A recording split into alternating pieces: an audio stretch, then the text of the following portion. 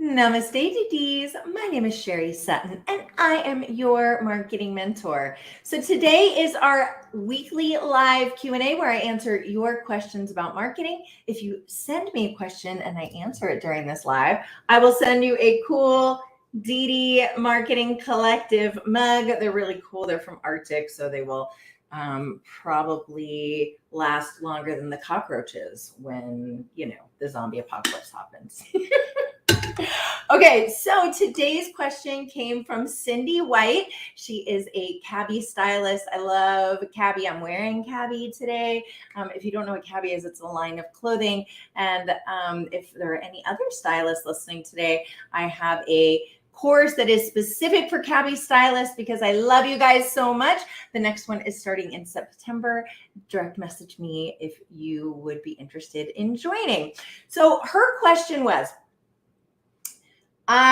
should I buy a list, right? So we all, if you're an entrepreneur, we all get daily messages, right? Either direct messages or email messages offering to sell us a list, right? That we can either use for direct mail, so sending people mail, or for email marketing. So I want to talk a little bit about how to think about those, whether or not you should do them, and what that might look like. So the first thing is, for small businesses, it depends. Very, very, very few businesses should be doing direct mail. Here's why. It requires a very high volume of messages. Oh, it looks like hopefully I'm back. I paused there for a second. So direct mail requires a very high volume repetition of mailings that you send.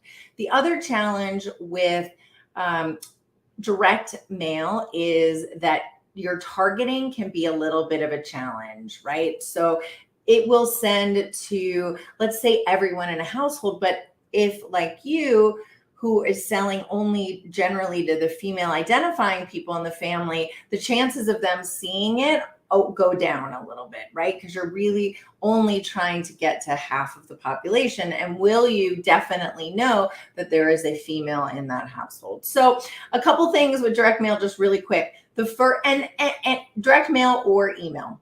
The first thing is, make sure you really understand your audience and make sure that the list that you're going to purchase can be very, very specific to your target audience. Again, things with direct mail, like I don't check my mail. My husband checks my mail, right? The chances of, he gives me anything that he thinks is important or looks like a bill that I need to pay. Otherwise, he takes care of it. So the chances of me actually seeing something that is targeted to me is kind of low. Now, is that the case in every family? No. But do you want to spend your money taking that risk? That's kind of a question, right? So you know that you're sending it to a household, but do you know that it's absolutely going to get in the hands of the female identifying person in the family who's the one who's going to be purchasing from you? So that's one of the challenges. One of the things, direct mail works very well for clients or for companies who have more of a broad range, right? So if you look at the direct mail that you get, it tends to be for things that everyone needs. Dentists, right? Or things for your home, right? Those are very popular. I worked at Brinks Home Security, and one of the most popular ways that we drove business was through direct mail, but we knew that every single house owner, right, would want a security system. So by sending this to people who owned or rented, right, obviously the offer was a little bit different for people who rented because we want something that they can take with them, right? But we knew that everyone we were sending to might want our product. So that's one of the challenges with buying a list, is you want to make sure that if you do, that you are very, very specific about your target audience and that they can target you down to that point. And when they do, that you have a high enough volume of people that mailing to them is still going to be cost effective. The most cost effective direct mail is done in bulk and in volume, right? So you're going to want to be sending out thousands of these postcards, on an ongoing basis, in order to really be getting the cost per unit to the place that you want it.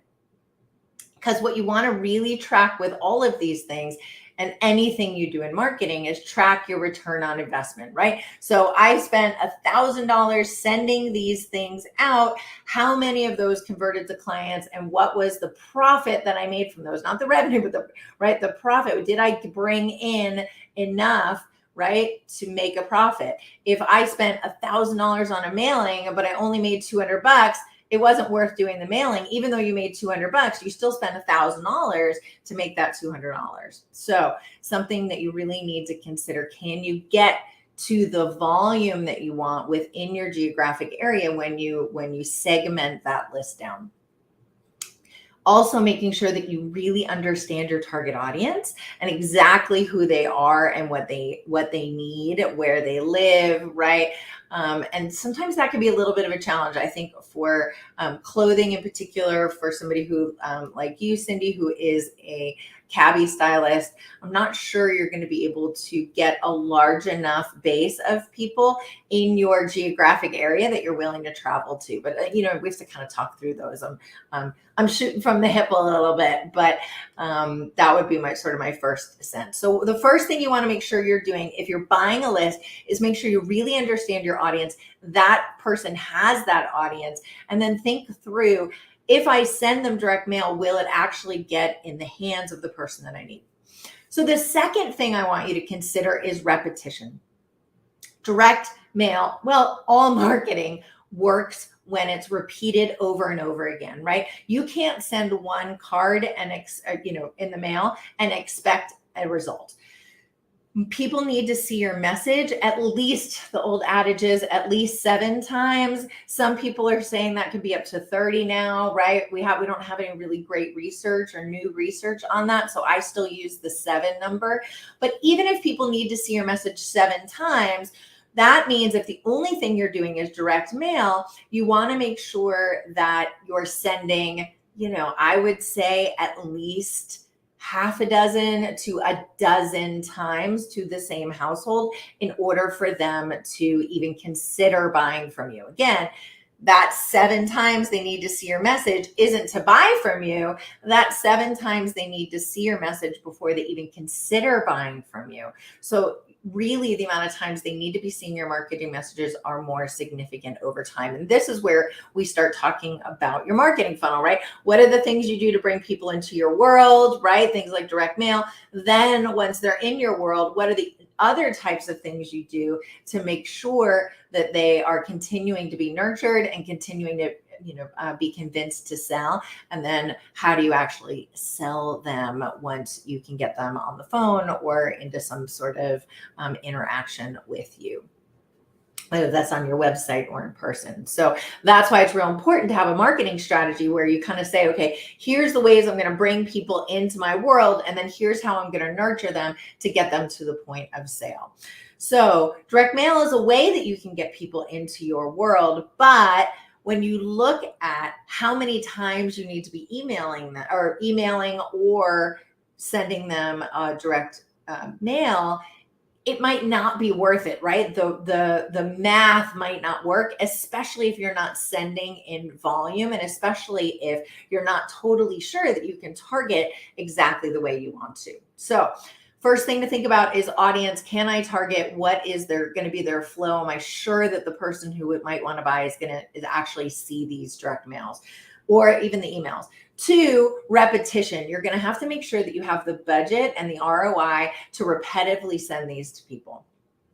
The other point on repetition is make sure you're doing more than just one thing. Any business that is built on driving new leads from one source is not going to make it, because God knows what's going to happen to that source, right? Look at the people who only got clients from events, right? What happened to them during COVID? Woof, they were in trouble, right? Or people who are only getting their leads, let's say via social media, right? Remember when social media went down or the algorithm changes? I did a great live on that a few weeks ago. If you're interested in it, you can look it up. I find it's easiest to look up my lives on my YouTube channel, but I did a live on that about how I lost all of my, not all, but a lot of my lead generation overnight when Facebook changed their algorithm. And so it really taught me this idea of making sure that you're doing integrated communications, right? You're reaching out to people in multiple places. It also, by doing that, you are increasing the likelihood that someone is going to see your message those 7 times, right? So you send a postcard, and then maybe you send an email, and then maybe they hear about it from a friend, and now they're seeing you on social media, right? This is how we start to really get the word out, not just by doing one thing, especially something that's as expensive as direct mail. All right, so that's the second thing. The third thing I want to mention is if you are buying a list for email marketing, first off, those can be a little bit, they can sometimes get them from unethical sources. There is a law called the CAN-SPAM regulations.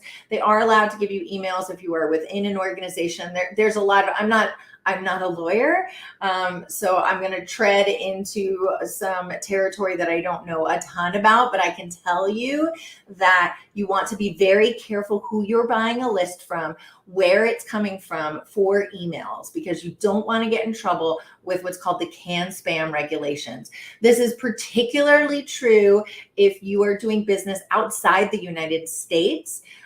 Even just like right over the border in Canada. I have clients in Canada, right? So I'm considered an international company. So now I need to be very careful about following the CAN-SPAM regulations. So you can go look those up if you are curious about if you're following the right guidelines for your list. The biggest thing you need to make sure is that you have an opt-out and an unsubscribe. So if you are emailing people, make sure they have an unsubscribe. I see this all the time. People are emailing me things totally unsolicited. I have no idea how they got my name or my email. Now, I keep it on my website, right? Because for me, I'd rather get the spam, but have the ability for new clients to, send me a message if they want. So I'm okay keeping my email public, but some people aren't, right? And so you can really upset some people very quickly, and there are legal ramifications, especially if you don't have a way for people to unsubscribe in an automated way. So if you're going to be buying a list of emails and you still feel good about it, you feel like you're following all the guidelines, in order to have an automated unsubscribe, it can't just be like, hey, write me back if you don't want to chat with me anymore. I believe, and again, I'm not a lawyer, so look this up. You have to have an automated way where they can click on it and automatically be unsubscribed. And most of us, we can't do that if we're just sending stuff out through Gmail, right? So any of the mail services that you might use will do this, right? So MailChimp is a really good and affordable one. It starts getting expensive if you have more than a couple hundred names, but if you don't have very many, that's cool, and that's a good way to do it. So those are some of my pieces of advice. Cindy, I hope that was helpful. Thank you for the comment. I'm glad this was great info. I do want to spend a few more minutes talking about what are some of the other things you could be doing to drive your business. So if you're looking to get in front of new people in your area, there are lots of other things that you can do that are going to be less expensive. Now, some of them require a little bit of time, right? Which I know is expensive as well, but the return might well be worth it. So I think, especially Cindy, for what you do, I've done marketing plans for lots of cabbie stylists now. The biggest thing that I talk to them about is networking, not just in person, which I think is great. It can be a little bit challenging just to get to all the right places, right? And have the time to get to the places. But there are a lot of online networking groups still. There are a lot of groups, right, where you can get super engaged in Facebook groups in your area. Find people who you think might be interesting friends and interesting colleagues and people who might refer you, right? Friend them on Facebook, send them an introductory direct message, invite them to coffee, right? Just really building your local network for cabbie stylists, I think, is the most important thing that they can do. I have a woman in one of my networking groups who just became a cabbie stylist, and she is I know and already has like killing it because she's so well connected in our networking group, right? Everyone's going to start recommending her. Hi, Cappy, that's her. So, it's shown to me the power of that networking, especially for cabbie stylists. Because I can be honest, like I have a different stylist that I work with. Hi, Carrie, from Wear the Runway. So we were going to do a cabbie party coming up, and I was like, yeah, one of the women in my networking group started cabbie, and she's going to have all the people because she's got the loyalty within the networking group. She's been such an instrumental part of it. So that's the first thing that I would recommend, unless you are completely overwhelmed and you've completely tapped out that market, which I guarantee, you haven't. And I'm happy to chat with you on what that might look like for you. But unless you've really tapped that out, I wouldn't consider doing any kind of direct mail or email marketing from a cold list, because it's going to be expensive for the amount of repetition that you need to do. So I hope this was super helpful, not only to you, Cindy, but to everyone else out there. Again, I do this live every single Tuesday. It's a Q&A where I answer your marketing questions. So if you have any questions for me for next week, please let me know. I will send you one of these super cool DD Marketing Collective mugs. Cindy already sent me her address, so she's going to get one coming in the mail here soon. So please send me your questions. You can direct message them to me. You can put them in the comments for this live.